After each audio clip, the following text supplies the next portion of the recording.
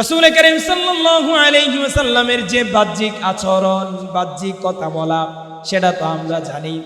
আমাদের সাথে তিনি কখনো খারাপ আচরণ করেন নাই, রোড ব্যবহার করেন নাই, কর্কশ ভাষায় তিনি কখনো আমাদের সাথে কথা বলেন নাই। আপনার কাছে জিজ্ঞাসা করছি, ঘরের ভিতরে তিনি কেমন আচরণ করতেন, যদি আপনি আমাদেরকে একটু বলবেন নাকি? আম্মা জান আয়েশা রাদিয়াল্লাহু তাআলা আনহা বললেন, রাসূল করিম সাল্লাল্লাহু আলাইহি ওয়াসাল্লামের কাছে দ্বিমুখী আচরণ ছিল না। বাহিরে একরকম, ভিতরে আরেক রকম। আপনাদের সাথে এক আচরণ, আমাদের সাথে আরেক আচরণ, এইরকম কোন রাসূল সাল্লাল্লাহু আলাইহি ওয়াসাল্লাম ছিলেন না। আম্মা জান আয়েশা রাদিয়াল্লাহু তাআলা আনহা বললেন, কানা খুলুকুহুল কুরআন। রাসূল করিম সাল্লাল্লাহু আলাইহি ওয়াসাল্লাম ছিলেন জীবন্ত কোরআন। আল্লাহ তাআলা কোরআনে যেভাবে দিক নির্দেশনা দিয়েছেন, যেভাবে আল্লাহ তাআলা কোরআনের মধ্যে যেভাবে দিক নির্দেশনা দিয়েছেন, সেটার বাস্তব রূপ হচ্ছে মুহাম্মদুর রাসূলুল্লাহ সাল্লাল্লাহু আলাইহি ওয়াসাল্লাম। রাসূল করিম সাল্লাল্লাহু আলাইহি ওয়াসাল্লামের মিলাদ এবং সিরাত নিয়ে আমরা আজকে আলোচনা করব। বিশ্বনবী সাল্লাল্লাহু আলাইহি ওয়াসাল্লাম তিনি কোন গোষ্ঠীর জন্য নবী নন, তিনি কোন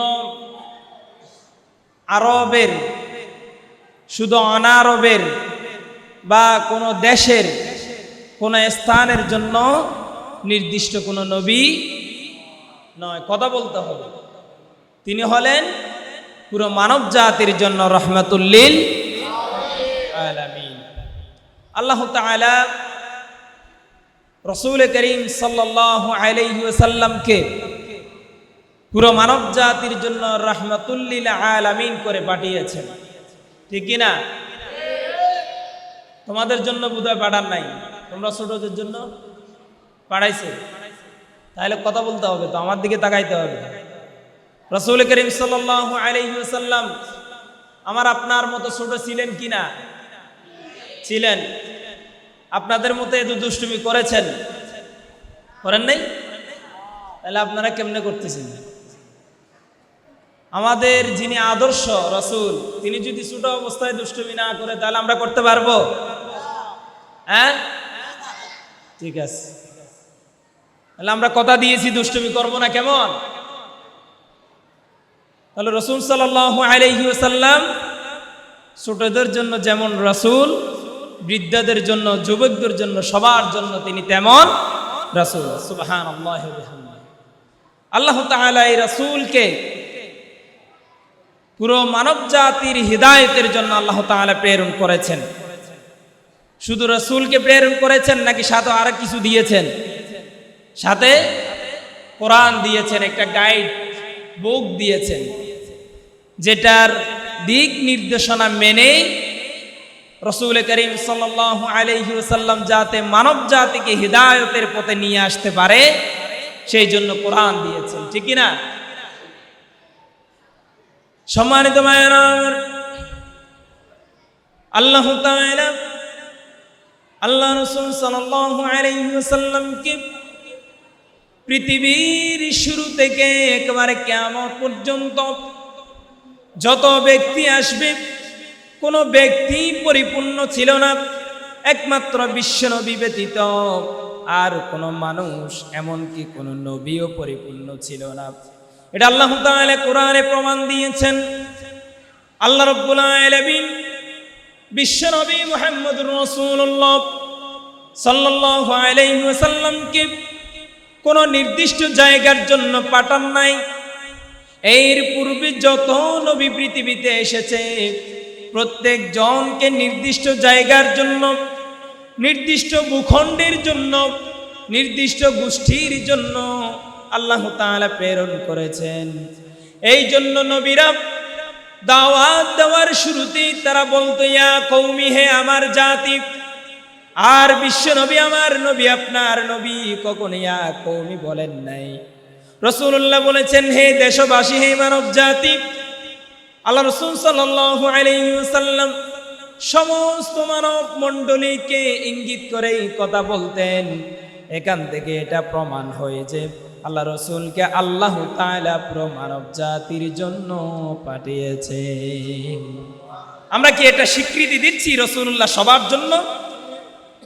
তাহলে সংসদের জন্য বোধহয় রসুল নয়, রাষ্ট্র পরিচালনার জন্য বোধহয় রসুলকে পাঠান নাই, পররাষ্ট্রনীতির জন্য, শুধু ব্যক্তি পরিচালনার জন্য নাকি?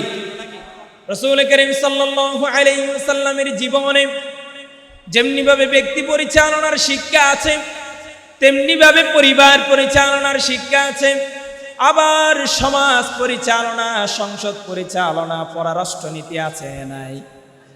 রাসূল করিম সাল্লাল্লাহু আলাইহি ওয়াসাল্লামের জিন্দেগিকে নিয়ে যখন আপনি আমি পড়াশোনা করব, সেখানে আপনি পাবেন ব্যক্তি জীবন, সেখানে পারিবারিক জীবন, সেখানে রাসূল সাল্লাল্লাহু আলাইহি ওয়াসাল্লামের সামাজিক জীবন, রাসূল করিম সাল্লাল্লাহু আলাইহি ওয়াসাল্লামের রাষ্ট্রীয় জীবন আছে না নাই? আছে।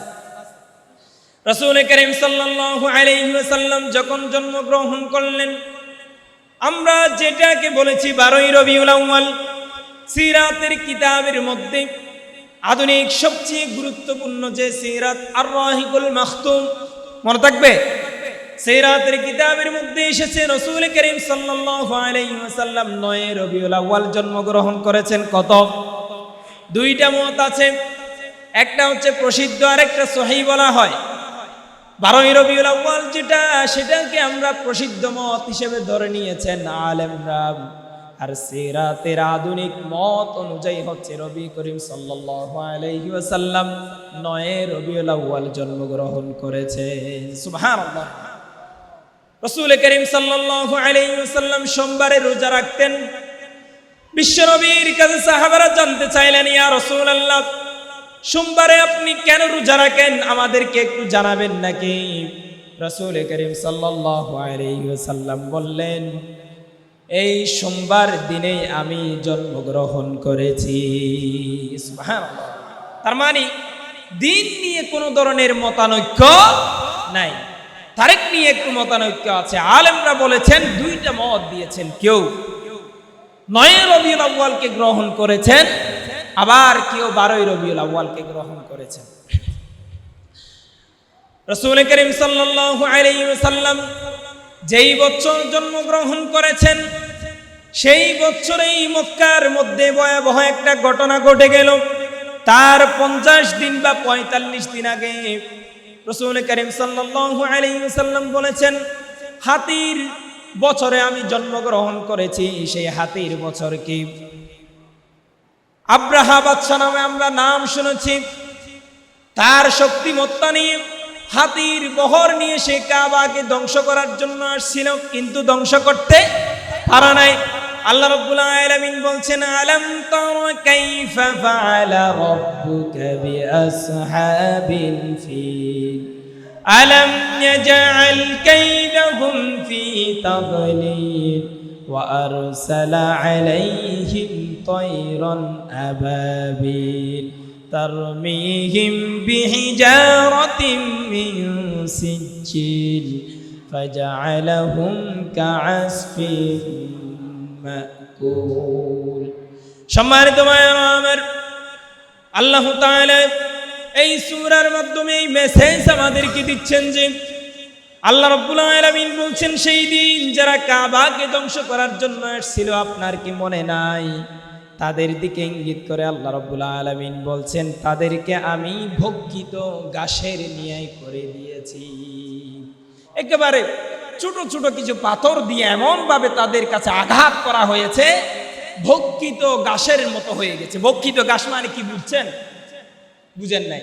একটু ভালো করে খেয়াল করেন, গ্রামে এটা ভালো করে জানবেন। যখন গরু জবাই করি আমরা, গরু জবাই করলে এখানে ঘাস দুই ধরনের পাওয়া যায় না?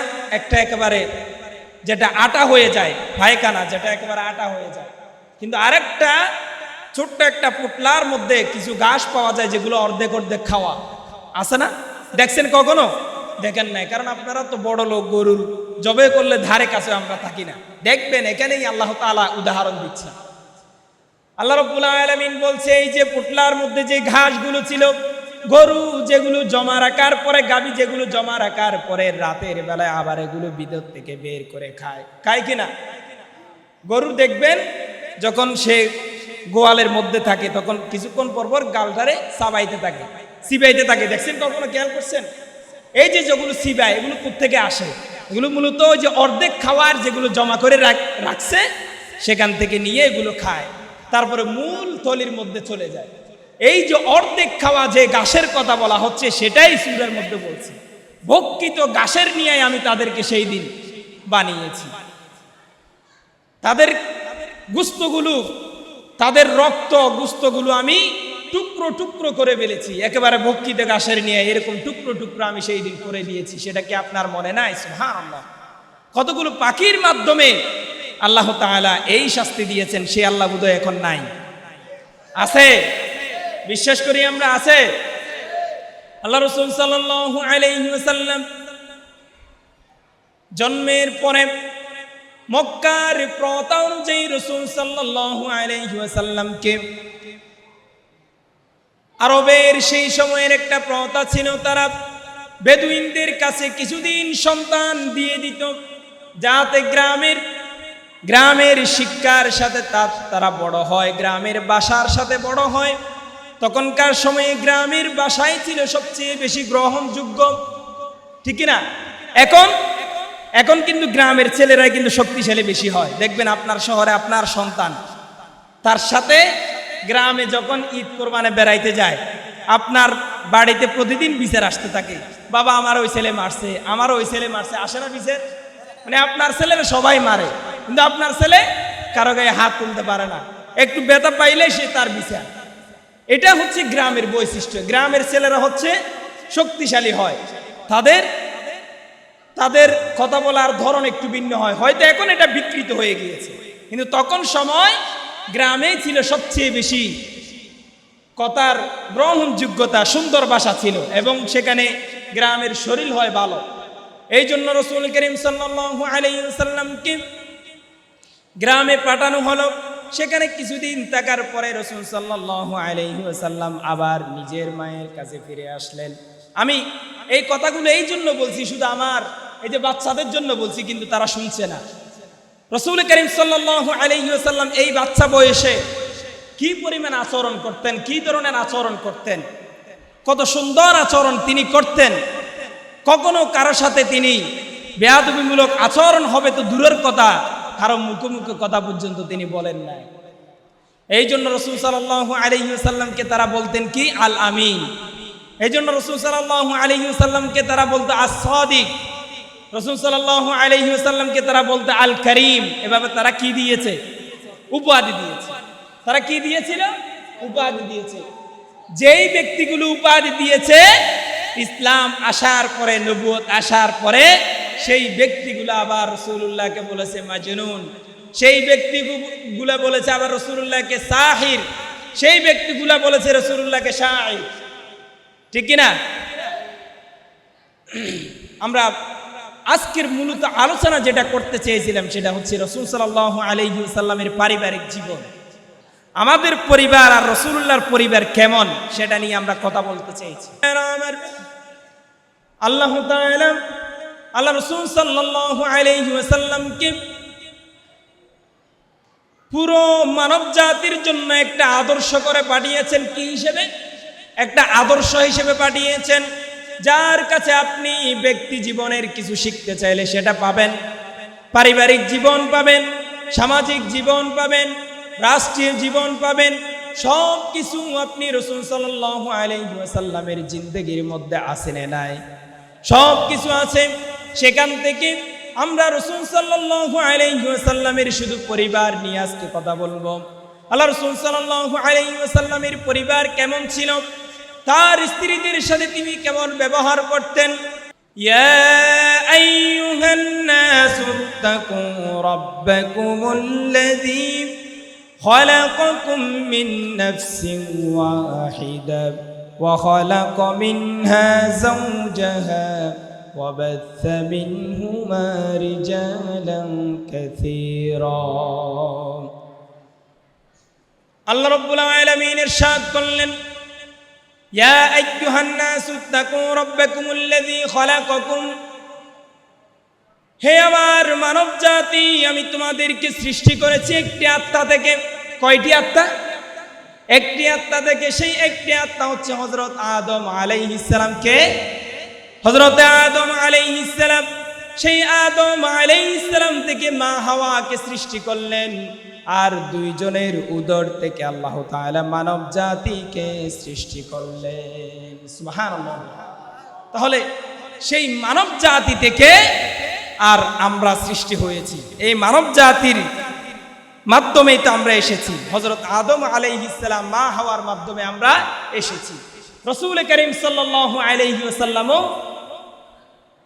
মা হাওয়া এবং আদম আলাইহিস সালামের মাধ্যমে পৃথিবীতে এসেছে। আল্লাহ তাআলা রাসূলুল্লাহকে উসওয়ায়ে হাসানা হিসেবে পৃথিবীতে প্রেরণ করেছেন। কি হিসেবে? উসওয়ায়ে হাসানা, উত্তম চরিত্র রাসূলুল্লাহকে দিয়েছেন। এখন আমরা নিজেরা পরিচালনার জন্য, ধরেন সমাজ পরিচালনার জন্য, পরিবার পরিচালনার জন্য আমরা মডেল খুঁজি।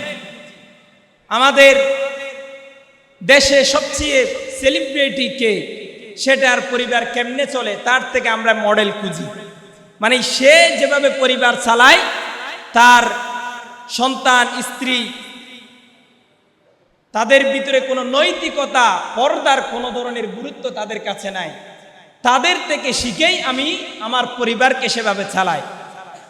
এরপরে আমি যখন আইন চালাই, বিচারালয় চালাই, তখন বিনদেশি কোনো আইন আমি এনেই সেটা বাস্তবায়ন করি। আমি যখন রাষ্ট্র চালাই, তখন বিনদেশি কোনো সংবিধান এনে আমি রাষ্ট্র চালাই। ঠিক কিনা? অথচ আল্লাহ তাআলা কোরআনের মধ্যে স্পষ্ট ভাষায় বলেছেন, লাকাদ কানা লাকুম ফি রাসূলিল্লাহি উসওয়াতুন হাসানাহ লিমান কানা ইয়ারজুল্লাহা ওয়াল ইয়াওমাল আখিরা ওয়া যাকারাল্লাহা কাসীরা। আল্লাহ রাব্বুল আলামিন ইরশাদ করলেন, তোমাদের মাঝে যে রাসূলকে আমি পাঠিয়েছি, মুহাম্মদুর রাসূলুল্লাহ সাল্লাল্লাহু আলাইহি ওয়াসাল্লাম, তার মধ্যে সমস্ত আদর্শ দিয়ে আমি পাঠিয়েছি। তোমাদের যার যে আদর্শ প্রয়োজন হবে, যার যেটাই প্রয়োজন হবে, সে রাসূল সাল্লাল্লাহু আলাইহি ওয়াসাল্লামের কাছে পাবে। রাসূল সাল্লাল্লাহু আলাইহি ওয়াসাল্লামের কাছে যেন সে ফিরে যায়।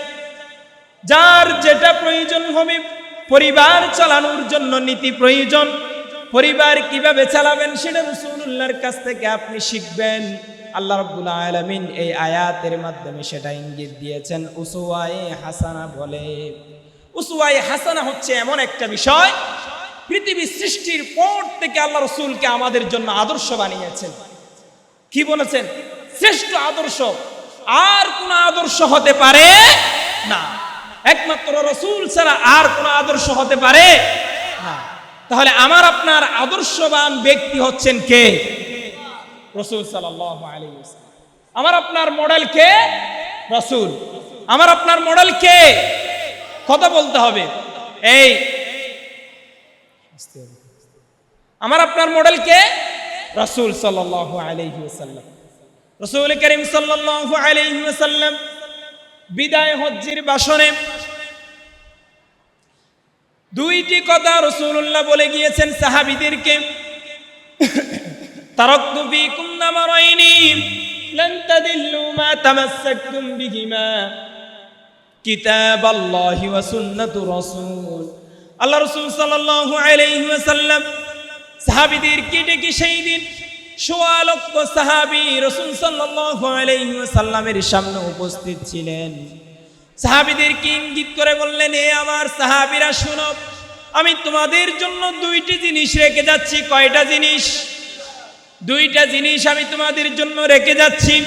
তারাকতু ফীকুম আমরাইনি লান তাদিল্লু মা তামাসসাকতুম বিহিমা কিতাবাল্লাহি ওয়া সুন্নাতু রাসূল। একটি হচ্ছে আল্লাহ তাআলার কোরআন, আর দ্বিতীয়টি হচ্ছে আমার সুন্নাহ। একটি আল্লাহ তাআলার কোরআন। আমরা যে কোরআন পড়ি, আমরা কি কোরআন পড়ি? পড়ি না। আমরা কোরআন তেলাওয়াত ভালোভাবে করি না। আমরা যদি কোরআন পড়তাম, তাহলে আজকে আমাদের সমাজ ব্যবস্থা এত ভঙ্গুর পর্যায়ে হতো না। আল্লাহ তাআলা এই মানব জাতিকে আল্লাহ তাআলা এমন হতভম্ব হয়ে আল্লাহ রাব্বুল আলামিন নিজেই প্রশ্ন করছেন, আফালা ইয়াতাদাব্বারুনাল কুরআন, ওহে মানব জাতি, তোমাদের ভিতরে কি একটু প্রশ্ন জাগে না, একটু চিন্তা জাগে না? ফালা ইয়াতাদাব্বারুনাল কুরআন, এই কোরআনটা কি তোমাদের কি পড়তে ইচ্ছা করে না? এই কোরআন কি তোমাদের গবেষণা করতে ইচ্ছা করে না? যেই কোরআন আমি তোমাদের জন্য পাঠালাম, তোমাদের হেদায়েতের জন্য পাঠালাম, হুদাল লিন্নাস, এই কোরআন আল্লাহ তাআলা বলেছেন। সুবহানাল্লাহ। তাহলে এই কোরআন আমরা পড়ি না। সম্মানিত ভাইয়েরা, আমার আপনার সন্তানকে যখন আমরা পড়াশোনা করাই, তখন পরীক্ষায় পাশ করানোর জন্য তাকে যেভাবেই হোক, আমরা প্রাইভেট দিয়ে হোক, যেভাবে হোক ভালো করে পড়াশোনা করানোর জন্য, সাবজেক্ট যাতে ফেল না করে সেই জন্য তাকে প্রাইভেট দিই। পরীক্ষায় ফেল করলে ক্ষতি হয়ে যাবে আপনার সন্তানের, আপনার মান সম্মানের ক্ষতি আছে না নাই? এই চিন্তা করে, টুঙ্কু চিন্তা নিয়ে আপনি তার জন্য উঁচু মানের যত সামর্থ্য আছে তত সামর্থ্যের ভিতরে আপনি টি-শার্ট দিয়েছেন, কিন্তু এই কোরআনকে পড়ানোর জন্য, এই কোরআনকে তাকে বুঝিয়ে দেওয়ার জন্য আপনি কি কখনো চেষ্টা করেছেন? করেন নাই। টুঙ্কু চেষ্টা করেছেন? করেন নাই। আপনি তার কাছে প্রতিদিন হাজিরা নিয়েছেন, আজকের ক্লাসে কি পড়া হয়েছে নিয়েছেন কিনা? ক্লাসের পড়া হাজিরা নিয়েছেন, কোন টিচার কেমন পড়িয়েছে সেটা আপনি জিজ্ঞাসা করেছেন, কিন্তু পরকালের সবচেয়ে ভয়াবহ সময়ের জন্য আপনি একবারও তার কাছে জিজ্ঞাসা করেন না, হে আমার সন্তান, হে আমার প্রিয় বৎস, তুমি কোরআনটা জানো নাকি? কোরআন তুমি পড়তে জানো নাকি? সেটা কি একবারও জিজ্ঞেস করেছেন? কোরআনটা অর্থ সহ পড়তে জানো নাকি? সেটা একবারও জিজ্ঞেস করেছেন? করেন। আমি যদি এখন বলি, কার কার বাসায় অর্থ সহ, কার কার বাসায় অর্থ সহ একটা কোরআন আছে? কেউ হয়তো দুই একজন ছাড়া তেমন একটা হাত উঠবে না। তার মানে এমন অবস্থা হয়েছে যে কোরআনটাকে আমরা একটা কিতাব হিসেবে আলাদা করে রেখে দিয়েছি। এই জন্য আমরা আলেমরা কোথায় ভুল করে বা কোথায় কি করে, কে কোন পদে ডাকে সেটা আমরা জানি না। অথচ আল্লাহ রাব্বুল আলামিন বলছেন, শাহরু রমাদানাল্লাযী উনজিলা ফীহিল কুরআন হুদাল লিন্নাস ওয়া বাইয়িনাতিন মিনাল হুদা ওয়াল ফুরকান। আল্লাহ রাব্বুল আলামিন বলছেন, মহিমান্বিত মাসের মহিমান্বিত রজনীতে আমি এই কোরআন নাজিল করেছি হুদাল লিন্নাস হিসেবে, মানব জাতির হিদায়াতের জন্য। কিসের জন্য? শাহরু রমাদানাল্লাযী উনজিলা ফীহিল কুরআন হুদাল লিন্নাস ওয়া বাইয়িনাতিন মিনাল হুদা ওয়াল ফুরকান। আমি এই কিতাবকে নাজিল করেছি সত্য এবং মিথ্যার পার্থক্যকারী হিসেবে। আল্লাহ তাআলা এই কোরআনকে সত্য এবং মিথ্যার পার্থক্যকারী হিসেবে নাজিল করেছেন। ওয়া বাইয়িনাতিন মিনাল হুদা ওয়াল ফুরকান। কে বলছেন? আল্লাহ রাব্বুল আলামিন বলছেন, ওয়া বাইয়িনাতিন মিনাল হুদা ওয়াল ফুরকান। কোরআন যে পড়বে, কোরআন যে গবেষণা করবে, সেই জানতে পারবে পথ কোনটা সত্য, পথ কোনটা মিথ্যা, পথ কোনটা সত্য কোনটা মিথ্যা, রাস্তা কোনটা সত্য কোনটা মিথ্যা, সেটা কখন জানতে পারবে? ওয়াবাইয়িনাতিন মিনাল হুদা ওয়াল ফুরকান। কোরআন জানলে, কোরআন পড়লে।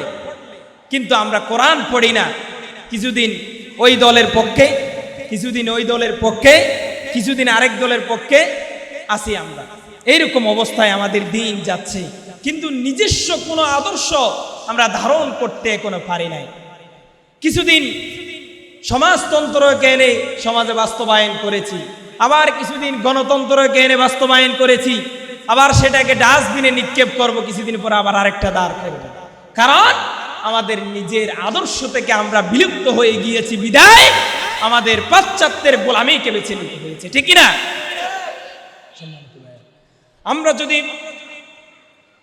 রাসূল করিম সাল্লাল্লাহু আলাইহি ওয়াসাল্লাম যে আদর্শ দিয়েছেন, কোরআন যে পথ আমাদেরকে দিয়েছে, সেই পথ যদি আমরা গ্রহণ করতে পারি, সেই আদর্শকে যদি নিজের জীবনে বাস্তবায়ন করতে পারি, রাষ্ট্রীয় জীবনে বাস্তবায়ন করতে পারি, তাহলে আমাদের জন্য সোনার দিন অপেক্ষা করছে কি করেন।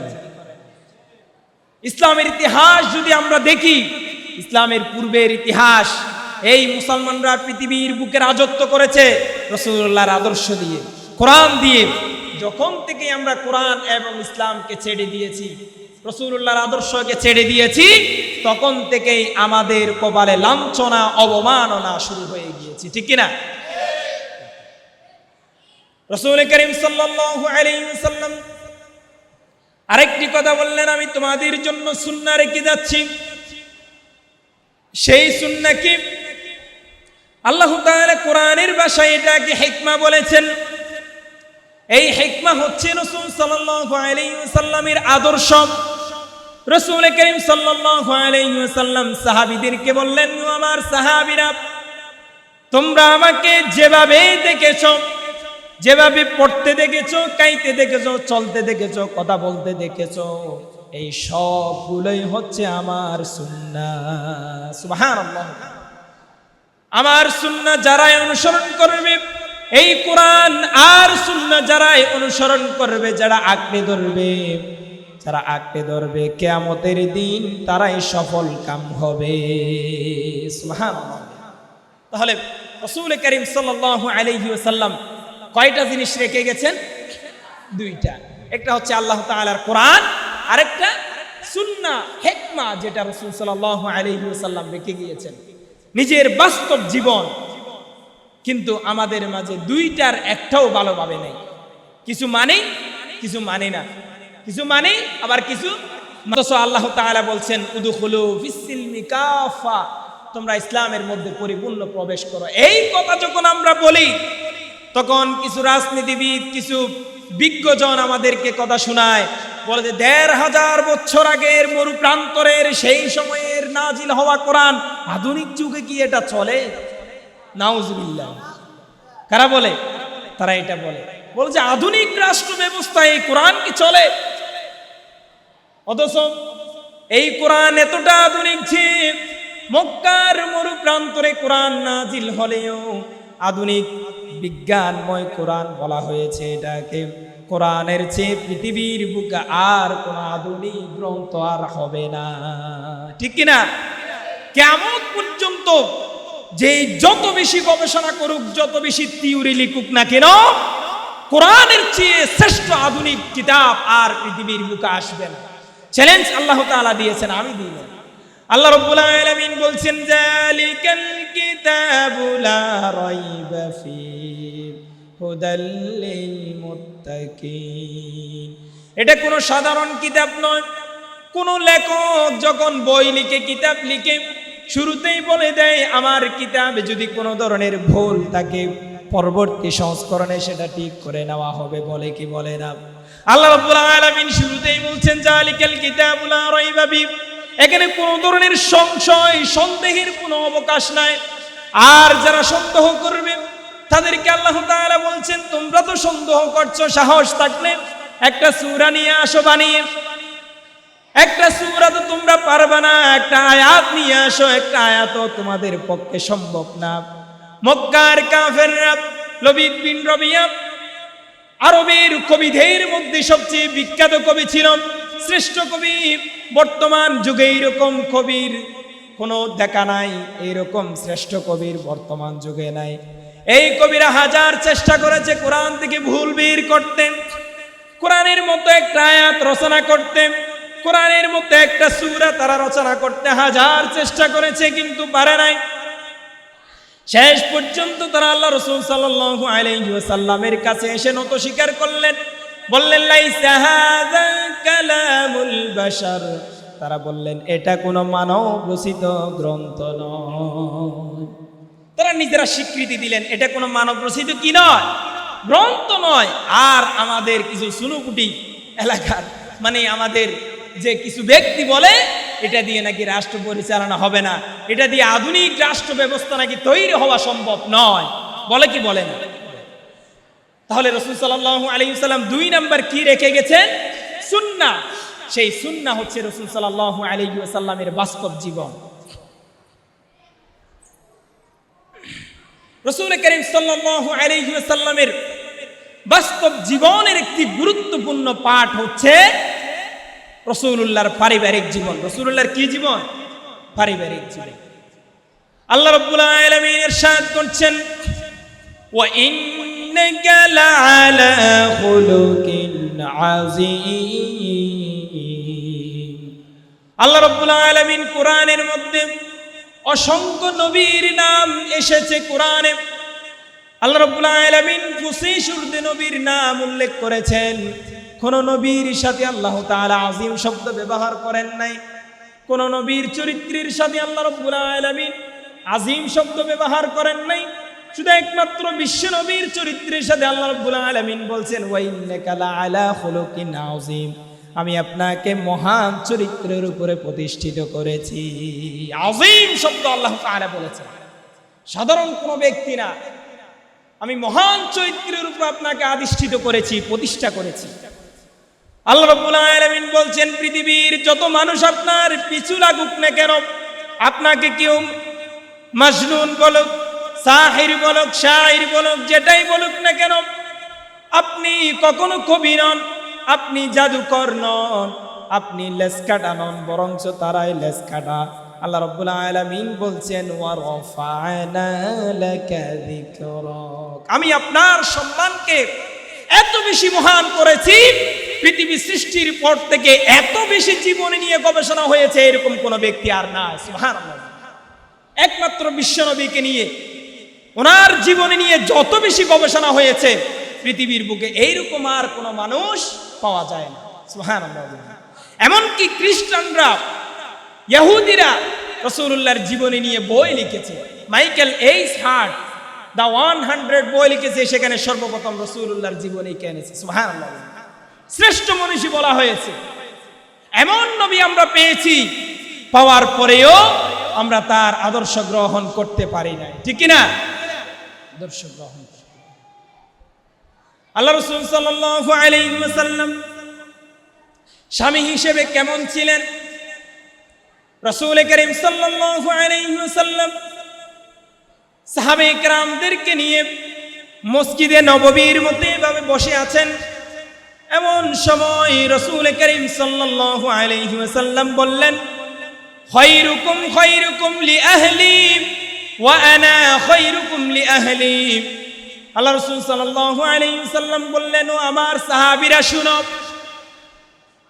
পৃথিবীর মধ্যে সবচেয়ে শ্রেষ্ঠ ব্যক্তিকে, পৃথিবীর মধ্যে সবচেয়ে শ্রেষ্ঠ ব্যক্তিকে তোমরা জানো নাকি?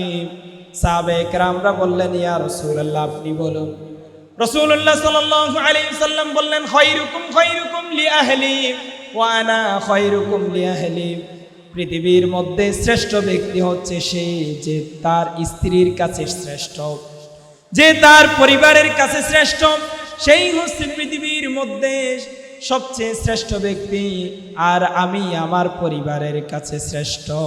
সুবহানাল্লাহ। নিজের জীবনের জন্য আলোচনা শুনতে চাই, তাহলে প্রিয় ভাইয়েরা একটু মনোযোগী হই। আমরা এদিকে দিক না তাকাই, আলোচনার ময়দানে একটু মনোযোগী হতে হয়, আর না হলে আলোচনা করতে পারা যায় না, আলোচনা করতে কষ্ট হয়ে যায়। এই পরিবেশের মধ্যে আসলে আলোচনা করতে আমি কখনো করি নাই। আপনারা আর একটু সামনে আসেন, আমরা পারস্পরিক কোনো কথা বলবো না। আমি আপনাদের হাত জোর করছি, পারস্পরিক কোনো কথা আমরা বলবো না। একটু মনোযোগ দিয়ে শুনি, আপনার জন্য উপকার আসবে। আমরা একটা বড় বড় স্বপ্ন দেখি না, আমার সন্তানকে হয় বড় আলেম বানাবো, না ইঞ্জিনিয়ার, না বড় কিছু বানাবো। সন্তান ঠিকই বড় হয়, কিন্তু আদর্শবান হয় না। একটু বড় হওয়ার পরে বাবার কথা শুনে না, আছে না নাই? প্রতিটা পরিবারে, শতকরা 99% পরিবারে একই সমস্যা, সন্তান কথা শুনে না। আমাদের কাছে অনেক বাবারা আসে, বিচার দেয়, বলে যে বাবা হুজুর আমার সন্তান কথা শুনে না, একটু দোয়া করবেন। সন্তান কথা শুনে না, দোয়া করলে হবে? এটা প্র্যাকটিক্যাল লাইফে আপনাকে অবস্থান নিতে হবে। এই জন্য আমরা জানি না বিদায় আমাদের সন্তানরা আমাদের কথা শুনে না। আমরা সন্তানকে বড় করতে চাই, কিন্তু আদর্শবান করতে চাই না। সেটার জন্য রাসূলুল্লাহর পারিবারিক জীবনে ফিরে যেতে হবে। রাসূল করিম সাল্লাল্লাহু আলাইহি ওয়াসাল্লামের পারিবারিক জীবনে যদি আমরা ফিরে যেতে পারি, তাহলে আমরা সুন্দর রাষ্ট্র গঠন করতে পারবো, সুন্দর পরিবার গঠন করতে পারবো। রাষ্ট্র তৈরি হয় কোথা থেকে? পরিবার থেকে তো, নাকি কোথাও থেকে উড়ে আসেছে? রাষ্ট্র উড়ে আসে না, কিছু পরিবার মিলে সমাজ হয়, কিছু সমাজ মিলে একটা রাষ্ট্র হয়, ঠিক না? তাহলে সেই পরিবার থেকে যেই লোকগুলো উঠে আসতেছে তারা যদি আমানতদার না হয়, তারা যদি ভালো মানুষ না হয়, তাহলে তো সে ঘুষ খাবে, খাবে কি খাবে না? তাহলে তো সে টাকা পাচার করবে, করবে কি করবে না? দেশের টাকা বাইরে পাঠাই দিবে না? আচ্ছা, যারা দেশের টাকা পাচার করলো তারা কি আপনার চেয়ে কম শিক্ষিত? আপনার আমার চেয়ে কম শিক্ষিত? হ্যাঁ, আমার চেয়ে আপনার চেয়ে বেশি শিক্ষিত বিসিএস ক্যাডাররা, সর্বোচ্চ শিক্ষিত বাংলাদেশের যত উঁচু যে আছে সর্বোচ্চ তারা গিয়েছে কিনা? তাহলে কলমের কোষায় টাকা চলে গিয়েছে, সেটাও গিয়েছে কেন? কারণ হচ্ছে তাদের নৈতিকতা নাই, আদর্শ নাই। ওই তারা যে ছোট অবস্থায় তাদের পরিবারের কাছে তারা সেটা শিখে নাই, তাদের পিতামাতা তাদেরকে সেই শিক্ষা দিতে পারে নাই।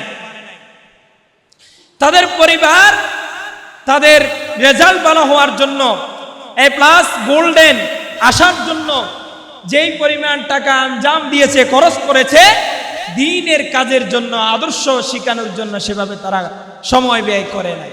এই জন্য আজকে তারা কি করছে? কলমের কোষা মেরে লক্ষ লক্ষ টাকা নিয়ে যাচ্ছে, ঠিক কি না? তাহলে এই বিষয়গুলো যদি পরিবর্তন আমরা করতে চাই, আমার আপনার পরিবারকে যদি আমরা সুন্দর করতে চাই, তাহলে রাসূলুল্লাহর পরিবারের দিকে আমাদেরকে ফিরে যেতে হবে।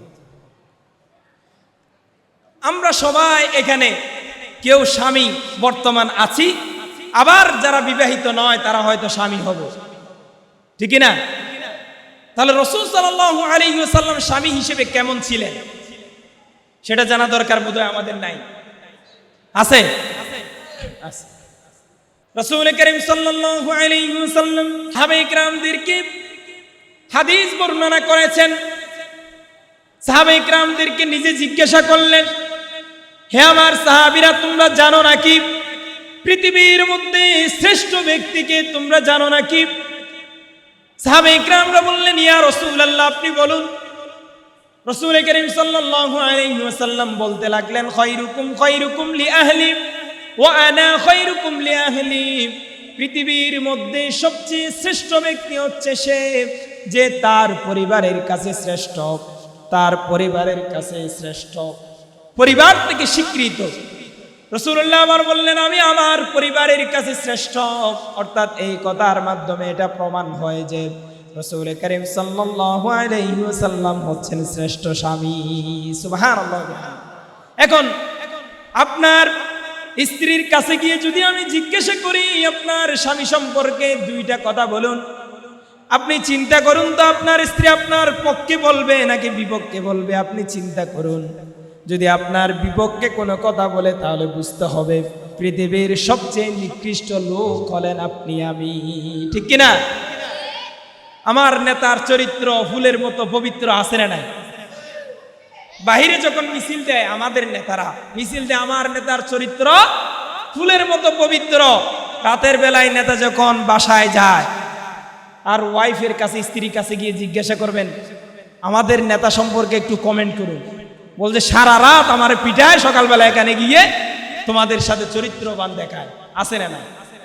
আছে না নাই? আছে। তাহলে এইরকম নেতার দরকার আছে। রাসূল সাল্লাল্লাহু আলাইহি ওয়াসাল্লাম যেমন নেতা ছিলেন তেমন আবার শ্রেষ্ঠ স্বামীও ছিলেন। রাসূল করিম সাল্লাল্লাহু আলাইহি ওয়াসাল্লাম দুনিয়া থেকে বিদায় নেওয়ার পরে, এটা কোনো আমার সাক্ষ্য নয়, রাসূল করিম সাল্লাল্লাহু আলাইহি ওয়াসাল্লামের স্ত্রীরা সাক্ষ্য দিয়েছেন। সাহাবায়ে কিরামরা আম্মা জান আয়েশা রাদিয়াল্লাহু তাআলা আনহার কাছে গিয়ে বললেন, হে আম্মা জান, রাসূল করিম সাল্লাল্লাহু আলাইহি ওয়াসাল্লামের যে বাহ্যিক আচরণ, বাহ্যিক কথা বলা, সেটা তো আমরা জানি। আমাদের সাথে তিনি কখনো খারাপ আচরণ করেন নাই, রোড ব্যবহার করেন নাই, কর্কশ ভাষায় তিনি কখনো আমাদের সাথে কথা বলেন নাই। আপনার কাছে জিজ্ঞাসা করছি, ঘরের ভিতরে তিনি কেমন আচরণ করতেন যদি আপনি আমাদেরকে একটু বলবেন নাকি? আম্মা জান আয়েশা রাদিয়াল্লাহু তাআলা আনহা বললেন, রাসূল করিম সাল্লাল্লাহু আলাইহি ওয়াসাল্লামের কাছে দ্বিমুখী আচরণ ছিল না। বাহিরে একরকম, ভিতরে আরেক রকম। আপনাদের সাথে এক আচরণ, আমাদের সাথে আরেক আচরণ, এইরকম কোন রাসূল সাল্লাল্লাহু আলাইহি ওয়াসাল্লাম ছিলেন না। আম্মা জান আয়েশা রাদিয়াল্লাহু তাআলা আনহা বললেন, কানা খুলুকুহুল কুরআন, রাসূল করিম সাল্লাল্লাহু আলাইহি ওয়াসাল্লাম ছিলেন জীবন্ত কোরআন। আল্লাহ তাআলা কোরআনে যেভাবে দিক নির্দেশনা দিয়েছেন, যেভাবে আল্লাহ তাআলা কোরআনের মধ্যে যেভাবে দিক নির্দেশনা দিয়েছেন, সেটার বাস্তব রূপ হচ্ছে মুহাম্মাদুর রাসূলুল্লাহ সাল্লাল্লাহু আলাইহি ওয়াসাল্লাম। তাহলে কোরআনের বাস্তব নমুনা হচ্ছেন তিনি কে? রাসূলুল্লাহ। আমি আপনি হতে পারবো কোরআনের বাস্তব নমুনা? চেষ্টা করা যায় কি যায় না? চেষ্টা করব ইনশাআল্লাহ। তাহলে রাসূল সাল্লাল্লাহু আলাইহি ওয়াসাল্লামকে আয়েশা রাদিয়াল্লাহু তাআলা আনহা কি বললেন? কানা খুলুকুহুল কুরআন, তিনি হচ্ছেন বাস্তব কোরআন।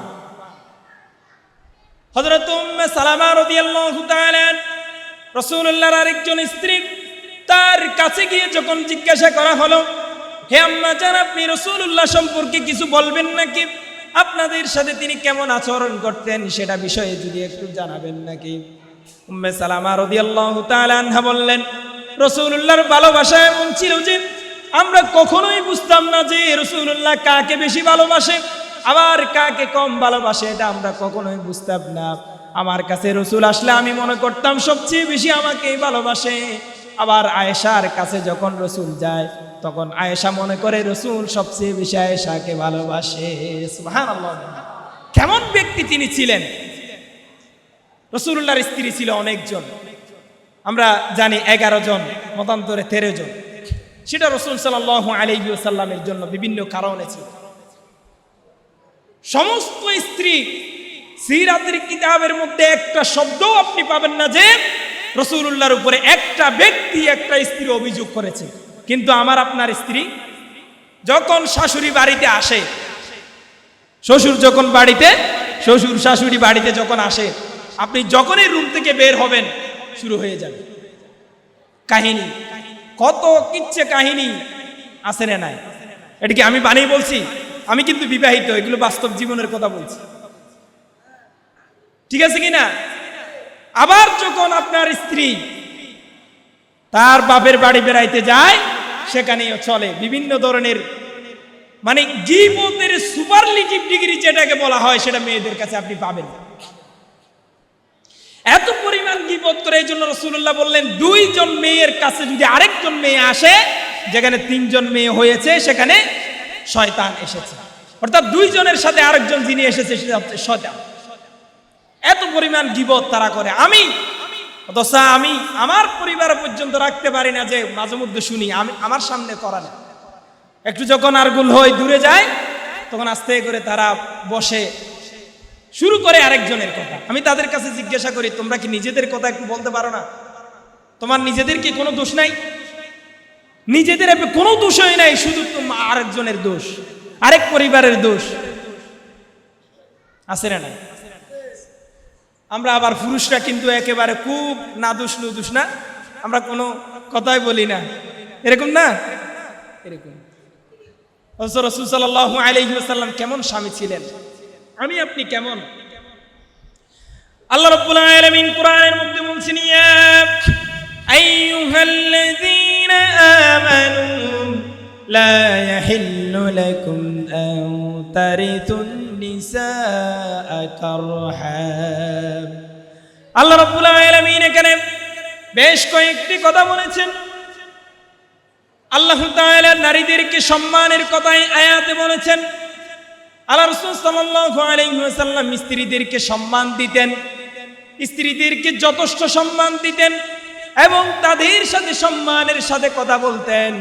রাসূল করিম সাল্লাল্লাহু আলাইহি ওয়াসাল্লাম তাদের সাথে নম্র হয়ে তাদের পাশে বসে কথা বলতেন। এই জন্য আম্মা জানরা, রাসূলুল্লাহর স্ত্রীরা কখনো তার বিরুদ্ধে কি অভিযোগ করার, আঙ্গুল তোলার কোনো স্কোপ তারা পায় নাই। বরঞ্চ তারা বলেছে, রাসূল আমার কাছে আসলে আমি মনে করি সবচেয়ে বেশি আমাকে রাসূল ভালোবাসে। সুবহানাল্লাহ বিহামদিহি। আমরা রাসূলুল্লাহর 11টা স্ত্রী, একজন অভিযোগ করলো না, আর আমার আপনার একজন স্ত্রী দিনে 1000 অভিযোগ আছে না নাই? আছে না নাই? আছে। তাহলে সেভাবে আমাকে পরিচালনা করতে হবে। আমরা বাহিরের মেয়েদের সাথে আমার কলিগ, ধরেন আপনি ব্যাংকে চাকরি করেন, ব্যাংকে আপনার মেয়ে কলিগ আছে না নাই? আছে। আপনার যে কোনো জবে মেয়ে কলিগ থাকতে পারে, আপনি তাদের সাথে সুন্দর করে মিষ্টভাষী হয়ে কথা বলেন, আর বাড়িতে যখন আপনি আসেন তখন আপনার বাসাটা হয়ে যায় কর্কশ। ওই নাদুস নুদুস বললাম না, আমাদের দোষ হচ্ছে এখানে। মানে আমরা কথা বলার শুরুতেই ঘৃণা ছড়াই, কথা বলার শুরুতেই আমরা তাদের সাথে রাগ নিয়ে কথা বলি, কথা বলার শুরুতেই আমরা তাদের সাথে মুখ গুমরা করে কথা বলি, যার কারণে একটা সামঞ্জস্য তৈরি হয় না, বরঞ্চ ভাঙ্গন তৈরি হয়, হয় কিনা? কিন্তু বাহিরে যেমনি ভাবে আপনি আদর মোহাব্বত নিয়ে কথা বলেন, অথচ সেখানে কথা বলা উচিত নয়, হারাম।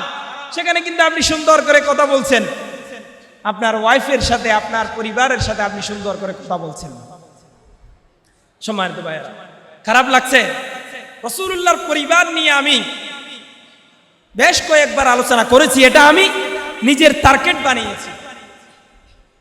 কারণ আজকে মুসলিম উম্মাহ তাদের পরিবারগুলো ভেঙে কান হয়ে গিয়েছে। ইসলামের যে পরিবার, সেটার বিন্দু পরিমাণ তাদের কাছে নাই। রাসূল সাল্লাল্লাহু আলাইহি ওয়াসাল্লামের যে পরিবার, সেই পরিবার আমাদের কারো কাছে নাই। সেই পরিবারকে যদি আমরা ফিরিয়ে নিয়ে আসতে পারি, তাহলে আমাদের পরিবার থেকে গীবত, আমাদের পরিবার থেকে অহংকার, আমাদের পরিবার থেকে পরনিন্দা, আমাদের পরিবার থেকে হানাহানি, আমাদের পরিবার থেকে এই সমস্ত বিষয়গুলো একেবারে দূর হয়ে যাবে। যাবে কি যাবে না? যাবে। রাসূল করিম সাল্লাল্লাহু আলাইহি ওয়াসাল্লামের কাছে ওহী আসলো। ওহী আসার পরে আল্লাহ রাসূল সাল্লাল্লাহু আলাইহি ওয়াসাল্লাম এমন ভাবে প্রকম্পিত হয়ে গিয়েছেন, পুরো শরীরটা কাঁপন ধরিয়ে গিয়েছে। কাঁপতে কাঁপতে রাসূল সাল্লাল্লাহু আলাইহি ওয়াসাল্লাম খাদিজার বাড়িতে চলে আসলেন। খাদিজার কাছে এসে বললেন, হে খাদিজা, জাম্মিলুনি জাম্মিলুনি, আমাকে কম্বল দিয়ে চেপে ধরো। আমার কথা কি বোঝা যায়? আমাকে কম্বল দিয়ে চেপে ধরো, জাম্মিলুনি। খাদিজা রাদিয়াল্লাহু তাআলা আনহা রাসূলুল্লাহর এমন আচরণ দেখে আশ্চর্যান্বিত হয়ে গেলেন। খাদিজা রাদিয়াল্লাহু তাআলা আনহা বললেন, ইয়া রাসূলুল্লাহ, আপনার কি হয়েছে আমাকে বলুন। রাসূল করিম সাল্লাল্লাহু আলাইহি ওয়াসাল্লামের ওহীর বিষয়ে বিস্তারিত আল্লাহ রাসূল সাল্লাল্লাহু আলাইহি ওয়াসাল্লাম সব কিছু খাদিজার কাছে বর্ণনা করলেন।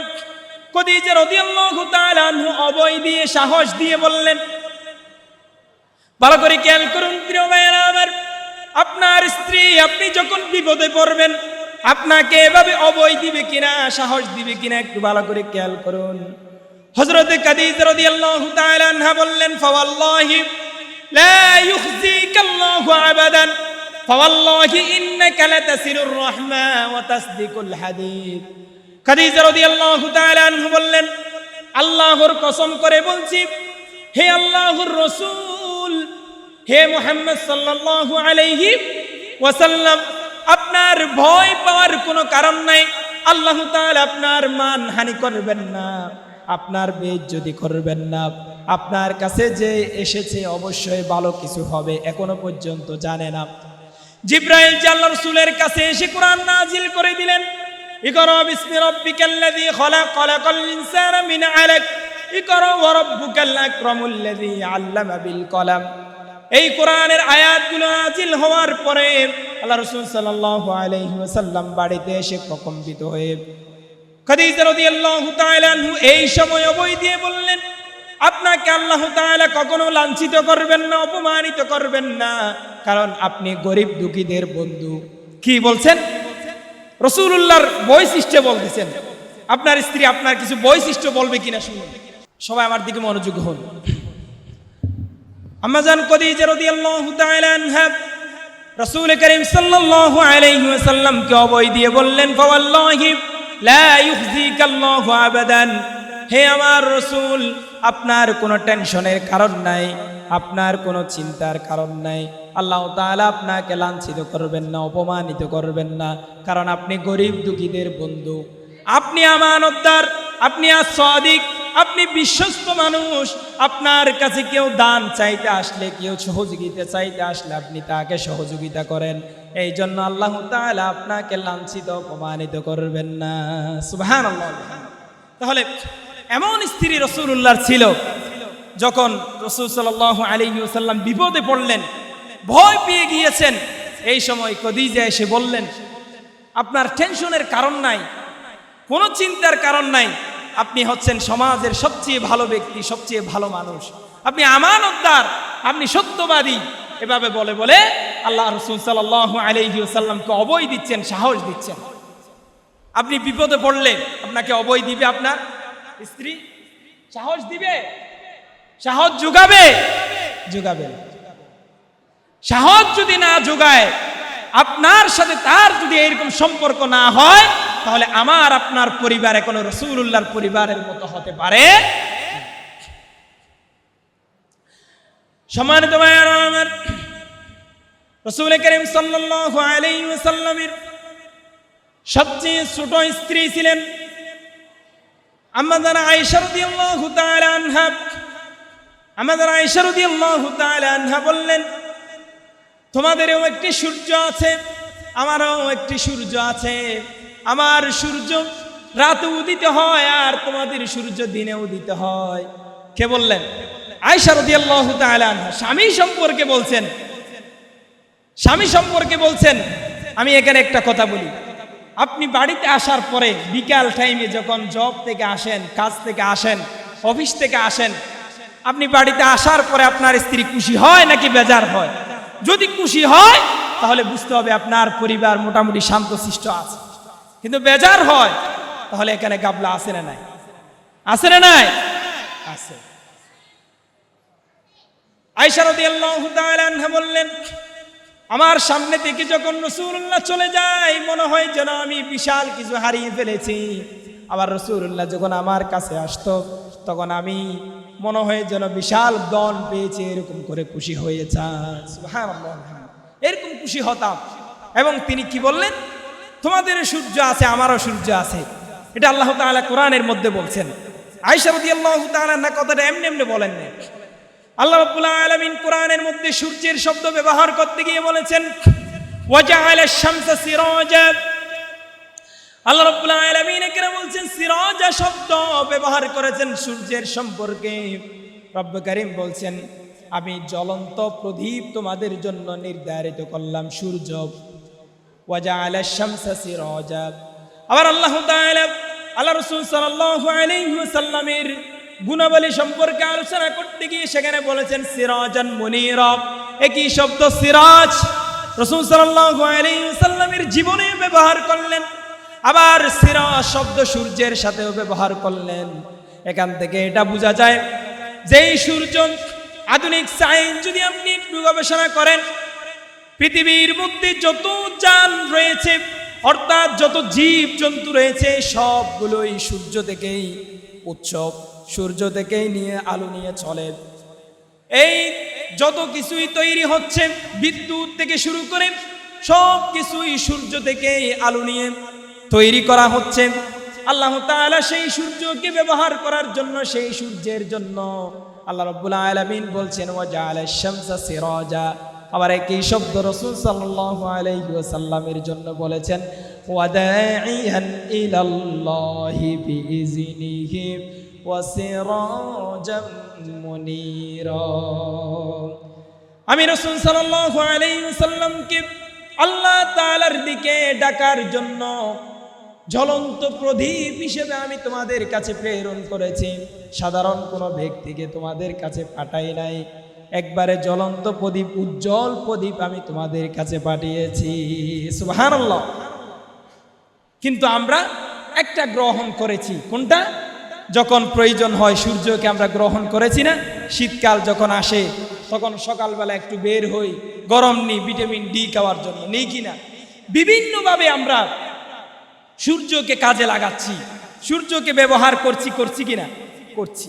কিন্তু রাসূল সাল্লাল্লাহু আলাইহি ওয়াসাল্লাম তিনিও যে মানব জাতির কলবের জন্য একটা সূর্য, সেটাকে আমরা ব্যবহার করছি না, সেটাকে আমরা আমলে নিচ্ছি না। রাসূলুল্লাহর যে সুন্নাহ সেগুলো আমরা নিই নাই। একটা নিয়েছি, অতটা দুইটাই আল্লাহ তাআলার কি সৃষ্টি, দুইটাই আল্লাহ তাআলার নিয়ামত মানব জাতির জন্য, একটা হিদায়াতের জন্য আর একটা মানব জাতির আলোকিত করার জন্য আল্লাহ তাআলা দুইটা নিয়ামত দিয়েছেন। একটা নিয়ামতকে আমরা গ্রহণ করেছি আর একটাকে গ্রহণ করি নাই, তাহলে আমরা নিমুখ হারাম হয়ে গেলাম না? বিশ্বাসঘাতক কারা বলে? তাহলে আমরা আল্লাহর কাছে কি হয়ে গেলাম? বিশ্বাসঘাতক হয়ে যাচ্ছি না? আল্লাহ রাব্বুল আলামিন নিজেই বলছেন, ওয়া মা খালাকাতুল জিন্না ওয়াল ইনসা ইল্লা লিয়াবুদুন। আমি এই মানব জাতিকে সৃষ্টি করেছি শুধু আমার ইবাদত করার জন্য। কার ইবাদত? আমার ইবাদত করার জন্য সৃষ্টি করেছি। এই মানব জাতি জিন এবং মানুষ শুধু একমাত্র আল্লাহ তাআলার দাসত্ব করবে। আল্লাহ তাআলার দাসত্ব করতে গিয়ে রাসূল সাল্লাল্লাহু আলাইহি ওয়াসাল্লামের আনুগত্যকে তারা গ্রহণ করবে। সুবহানাল্লাহ। তাহলে আমরা রাসূল সাল্লাল্লাহু আলাইহি ওয়াসাল্লাম স্বামী হিসেবে কেমন ছিলেন সেটা আমরা জেনেছি, এবং রাসূল সাল্লাল্লাহু আলাইহি ওয়াসাল্লামের স্ত্রীরা তার বিষয়ে কেমন সাক্ষ্য দিয়েছেন সেটাও আমরা জেনেছি। মাত্র দুইটা পয়েন্ট আলোচনা করেছি। 3 নাম্বার পয়েন্ট হচ্ছে রাসূল করিম সাল্লাল্লাহু আলাইহি ওয়াসাল্লাম স্ত্রীদের কেমন পরিচর্যা করতেন। হযরত আব্দুল্লাহ ইবনে আব্বাস রাদিয়াল্লাহু তাআলা হাদিস বর্ণনা করছেন, রাসূল করিম সাল্লাল্লাহু আলাইহি ওয়াসাল্লাম প্রতিদিন ফজরের নামাজের পরে মসজিদে নববীর মধ্যে বসে থাকতেন। সাহাবায়ে কিরামদেরকে সামনে নিয়ে এভাবে সাহাবায়ে কিরামদেরকে নসিহত পেশ করতে করতে সূর্য যখন উদিত হতো রাসূল করিম সাল্লাল্লাহু আলাইহি ওয়াসাল্লাম 2 রাকাত নামাজ পড়ছেন। 2 রাকাত নামাজ পড়ে রাসূল করিম সাল্লাল্লাহু আলাইহি ওয়াসাল্লাম সোজা মসজিদ থেকে বের হয়ে যেতেন। মসজিদ থেকে বের হয়ে আব্দুল্লাহ ইবনে আব্বাস রাদিয়াল্লাহু তাআলা আনহু বললেন, রাসূল করিম সাল্লাল্লাহু আলাইহি ওয়াসাল্লাম মসজিদ থেকে বের হয়ে কারোর সাথে কথা বলতেন না, সোজা স্ত্রীদের কাছে যেতেন। স্ত্রীদের কাছে গিয়ে তাদের পাশে বসতেন, তাদের কাছ থেকে জিজ্ঞাসা করতেন কার কি লাগবে, কার কি প্রয়োজন সেটা জিজ্ঞাসা করতেন, তাদের মাথায় হাত বুলিয়ে দিতেন। সুবহানাল্লাহ। আচ্ছা, আমরা কখনো বলতে পারবো আপনি আপনার স্ত্রীর মাথায় হাত বুলিয়ে দিয়েছেন? কখনো দিই নাই। অথচ রাসূল সাল্লাল্লাহু আলাইহি ওয়াসাল্লাম মসজিদে নববী থেকে বের হয়ে প্রথম স্ত্রীর কাছে যেতেন, দ্বিতীয় স্ত্রীর কাছে যেতেন, এরপরে তৃতীয় স্ত্রীর কাছে যেতেন। স্ত্রীদের কাছে গিয়ে তারা কি বলতেন? রাসূলুল্লাহ বলতেন তোমার কি লাগবে, কি প্রয়োজন সেটা জিজ্ঞাসা করতেন। জিজ্ঞাসা করে তাদের প্রয়োজন পূরণ করতেন এবং তাদের মাথায় হাত বুলিয়ে তাদের সাথে সুন্দর কথা বলে রাসূল সাল্লাল্লাহু আলাইহি ওয়াসাল্লাম তাদের কাছ থেকে বিদায় নিতেন। যেহেতু শেষ করার জন্য বলা হচ্ছে, আমি বিষয়টা একটু গুছিয়ে শেষ করে দিচ্ছি, যেহেতু একটা বিষয় এটা জানা দরকার। 4 নাম্বার হচ্ছে রাসূল সাল্লাল্লাহু আলাইহি ওয়াসাল্লাম স্ত্রীদের সাথে বিনোদন করতেন। স্ত্রীদের সাথে কি করতেন? বিনোদন। আমাদের আছে এটা নাই, আমরা করি না বিদায়, আবার আমাদের সন্তানরা সেভাবে হয়ে ওঠে না। রাসূল সাল্লাল্লাহু আলাইহি ওয়াসাল্লাম স্ত্রীদের এবং সন্তানদের সেভাবে পরিচর্যা করতেন। তাদের সাথে খেলাধুলা করতেন, একসাথে তাদের সাথে দৌড়াদৌড়ি করতেন, তাদের সাথে বিনোদন করতেন। কিন্তু আমাদের পরিবারে সেগুলো আছে না। এখানে কিন্তু আপনার সন্তান আছে, আপনার স্ত্রীও হয়তো বাসায় শুনতেছি কিনা, খুব সিরিয়াস।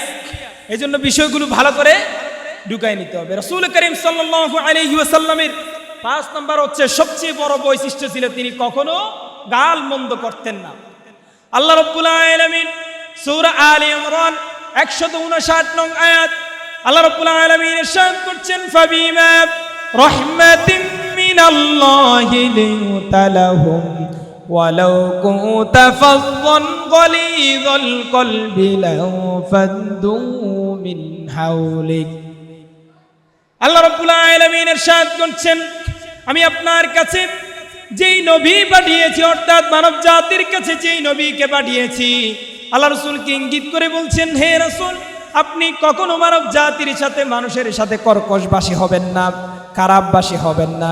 রাসূলুল্লাহ নিজেই বলছেন, আমাকে কাউকে লানত দেওয়ার জন্য, কাউকে গালি দেওয়ার জন্য পাঠানো হয় নাই।